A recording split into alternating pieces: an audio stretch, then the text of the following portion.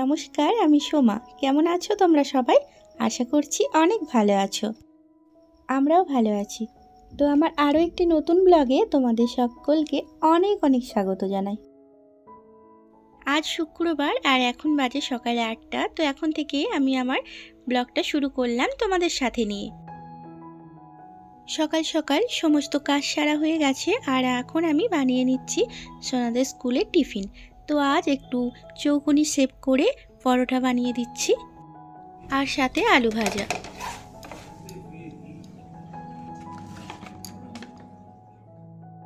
আমার সোনারা স্কুল চলে গেল আর বাকি ছিল ঘর দোয়ার মোছা। তো সেই কাজগুলো সেরে ফেললাম আর এখন দেখো আমি চাল ধুয়ে নিচ্ছি। তো তোমরা ভেবো না যে এতগুলো চাল আজকে রান্না করব। তো এটা পৌষ সংক্রান্তির জন্য চালটা আমি ভাঙাতে দেব, মানে চালের গুঁড়ি করতে দেব। পরিমাণটা অনেকটাই বেশি আছে, তো সবগুলোই ভাঙাবো কারণ চালগুলো অনেক দিনকার। তো এগুলো কাকিমা দিয়ে পাঠিয়েছে সংক্রান্তিতে পিঠে বানানোর জন্য, চালের গুঁড়ি তৈরি করার জন্য। তো তাই চালগুলো অনেক দিনকার বলে আমি একটু ধুয়ে নিচ্ছি, ধুয়ে শুকিয়ে নিয়ে কালকে এগুলো ভাঙিয়ে নেব। তো এখনও মাঝে আজকে শুক্রবার, শনিবার টাইম আছে, তো দুদিনে ভালোভাবে শুকিয়ে যাবে। চালগুলো পুরনো চাল, তাই সবগুলোই দিয়ে দিচ্ছি, আর রাখলে নষ্ট হয়ে যাবে। ভাঙিয়ে নিলে, চালের গুঁড়ি বানিয়ে নিলে মাঝে মাঝে গোলা রুটি খেয়ে খেয়ে শেষ হয়ে যাবে। আমি এমনি গমের আটা আর চালের আটা মিক্স করে গোলা রুটি করি। তো সেটা আমার ছেলের খুব পছন্দের একটা খাবার। তো মাঝে মাঝেই ও জেদ করে যে আমাকে গোলা রুটি করে দিতে হবে, তো তখন ওইভাবে বানিয়ে দিই। তো এই জন্যই সবগুলোই ধুয়ে দিলাম। আর চালগুলো যেহেতু সেদ্ধও না আর আলুও না, এক সেদ্ধ চাল। তো এখানে এই ধরনেরই চাল বেশিরভাগই পাওয়া যায়, এক সেদ্ধ। চালগুলো শুকোতে দিয়ে চলে যাচ্ছিলাম, তো তাই ভাবলাম কাপড় জামাগুলো নিয়ে যাই, খালি হাতে যাব কেন। তো এগুলো কালকেকার কাঁচা, তো এখন দেখছি শুকিয়ে গেছে। ছাদ থেকে ঘুরে এসে স্নান করে নিলাম আর একটু পরিষ্কার হয়ে নিচ্ছি। এখন যেহেতু শীতকাল আর মুখে হাতে কিছু না মাখলে চলেই না। গা হাতগুলো এমন চরচর করে, মনে হয় যেন কতকাল স্নান করিনি। তো কিছু একটা মাখতেই হয়। রেডি হয়ে পুজো দিয়ে চলে এলাম, এবার ঘরে পুজোটা সেরে নেব। ঠাকুরের ঘরটা আর ব্যাগটা রেখেই ছাদে এলাম। ফুলগুলো যেগুলো ফুটেছে সেগুলো সব তুলে নেব পুজো দেওয়ার জন্য। ঘরের পুজোটা সেরে ফেললাম, তো ওটা আর শেয়ার করলাম না, খুব খিদে পেয়ে গিয়েছে। তো তাড়াতাড়ি করে এই যে চা নিয়ে নিলাম, এবার আমি চা রুটিটা খেয়ে নেব। বাড়ির সবাইকার অনেকক্ষণ আগেই খাওয়া হয়ে গেছে, সবাই যে যার কাজে চলে গেছে, শুধু আমি বাকি আছি।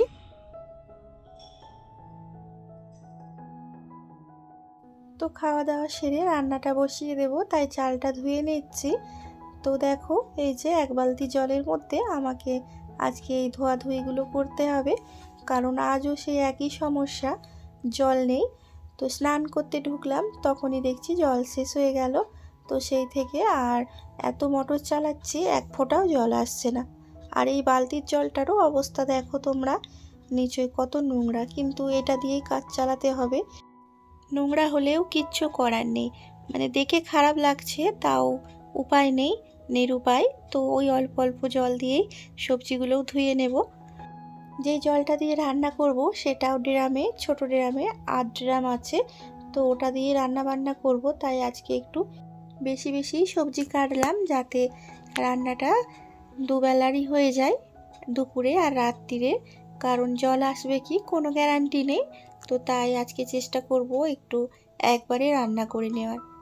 ভাত বসিয়ে দিয়ে পটলটা ভেজে নিলাম, আর আজকে আমি পটল আলুর ঝোল করব। যেহেতু একবারে করব, মাখা মাখা করলে তরকারি শেষ হয়ে যাবে, তাই পটল আলুর ঝোল করব। এগুলো সেই দিনকার পটল, সেই কাকিমা আমি গিয়েছিলাম বাজারে, সেদিন 1 কিলো নিয়ে এসেছি।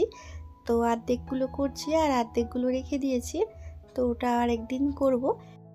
যখন আমি এবারে গরমের ছুটিতে দেশে গিয়েছিলাম, তো তখন ওদিকে পটলের তখন সিজন ছিল। তো একদিন পটলের সর্ষে বাটা দিয়ে ঝাল করেছিলাম, তো দারুণ লেগেছিল। তো সেই রেসিপিটাই একদিন করব, তাই অল্প কটা রেখে দিলাম আবার। তো তোমাদের সাথে গল্প করতে করতে অন্যদিকে আমার পটল আলুর ঝোলটা হয়ে গেল। তো লাস্টে একটু ভাজা মশলা ছড়িয়ে দিলাম আর অল্প একটু ধনেপাতা তো দিয়ে এবার আমি এটা নামিয়ে নিচ্ছি। তরকারিটা নামিয়ে নিয়ে ভাতটাও হয়ে গিয়েছিল, ওটাও আমি ফ্যান ঝরাতে দিয়ে দিলাম। আর অন্যদিকে এই যে মাছের ঝালটা করে নিচ্ছি।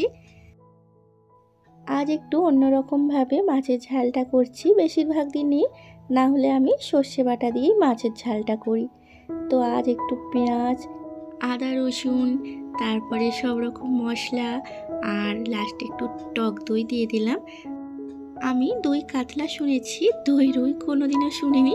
যেহেতু এটা রুই মাছ, তো এটাকে আমি কি বলতে পারি, দই রুই। তো যা হোক একটা নাম দিলেই হলো।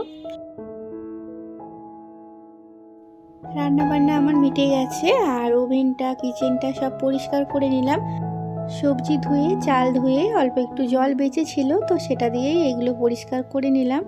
তো রান্নাঘরটা আমার ঢুকতেই সামনে পড়ে, তো দেখতে খুবই খারাপ লাগে অগোছালোভাবে রাখলে।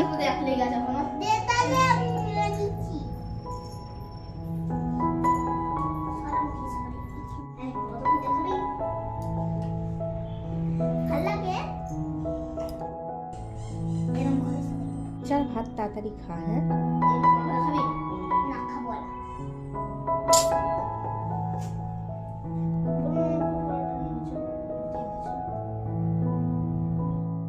তো সোনারা স্কুল থেকে চলে এসেছে আর ওদেরকে ভাত দিয়ে দিয়েছি। আর খেতে বসেই তো ওদের বদমাইশি শুরু হয়ে যায়, তো কাছেই বসে আছি ওদের। আর তোমাদের দাদাভাই এখনও কাজ থেকে আসেনি, তো ও এলে আমরা দুজনে খেয়ে নেবো একসাথে। তো আমার কলতলাটায় সেই সকালের চায়ের বাসন থেকে আরম্ভ করে মানে দুপুরে রান্নার সমস্ত বাসন দেখো পড়ে আছে। খাওয়া দাওয়া শেষে বাসনগুলো মেজে নিলাম আর কলতলায় 2 বালতি জল ছিল। তো ওই বালতির জলগুলো কোথা থেকে নিয়ে এসেছি জানো? জলগুলো আমাদেরকে মানে চুরি করতে হয়েছে। তো আমি নিয়ে আসিনি, আমি তখন খাওয়া দাওয়া করছিলাম। ভাইরা দেখছি পাশের বিল্ডিং টপকে টাকি থেকে বালতি করে জলগুলো নিয়ে এসেছে না বলে। তো না বলে মানে নিয়ে আসা মানেই চুরি করা। তো ওই 2 বালতি জল দিয়েই বাসন কুসনগুলো সব মেজে নিলাম। এতটা খারাপ লাগছে কি বলবো, জীবনেও কোনোদিন ভাবিনি যে এই কাজটাও আমাদেরকে করতে হবে। তো আমি পরে ওই ভাবিটার সাথে দেখা হলে বলে দেব যে 2 বালতি জল নিয়েছিলাম তোমাদের টাকি থেকে। তো 2 বালতি জল পুরোটা লাগাইনি, একটু একটু করে বাসনগুলো ধুয়েছি। 1.5 বালতি জলই হয়ে গেছে আর 1/2 বালতি রেখে দিয়েছি, হাত টাত ধুতে কাজে লাগবে। তো যেহেতু জল নেই, ভেবেচিন্তে কাজ করতে হচ্ছে, তাই সময়টাও অনেকটা লাগছে। জল থাকলে ঝটাঝট জিনিসগুলো করি। আর ওই যে অল্প জলে বাসন মাজাতে যে কতটা দেরি হয় একটু একটু করে করে, তো অনেকটা দেরি হয়ে গেল। সকাল থেকে বৈকাল হয়ে গেল, একটু বসতে পাইনি। অন্যদিন কি হয়, 3টের মধ্যে খাওয়া দাওয়া সব সেরে নিয়ে একটু রেস্ট নিই। আজকে একটু বসতেই পাইনি, তো শুয়ে রেস্ট নেওয়া দূরের কথা। তো এখন বৈকাল হয়ে গেছে আর আমার সোনারা টিউশন গেছে, ওদেরও আসার টাইম হয়ে গেল। তাই আবার শোবো না, শুয়ে ঘরের কাজগুলোই গুছিয়ে নিলাম। তো বন্ধুরা, ভিডিওটা আমি আর বাড়াচ্ছি না, আজকের মতন এখানেই শেষ করছি। আবারও দেখা হবে একটা নতুন ব্লগে। আমার ব্লগগুলো যদি তোমাদের ভালো লেগে থাকে তাহলে ওই ধরনের আরও ব্লগ দেখার জন্য চ্যানেলটিকে সাবস্ক্রাইব করে রেখো। তো চলো, ভালো থেকো, সুস্থ থেকো, বাই।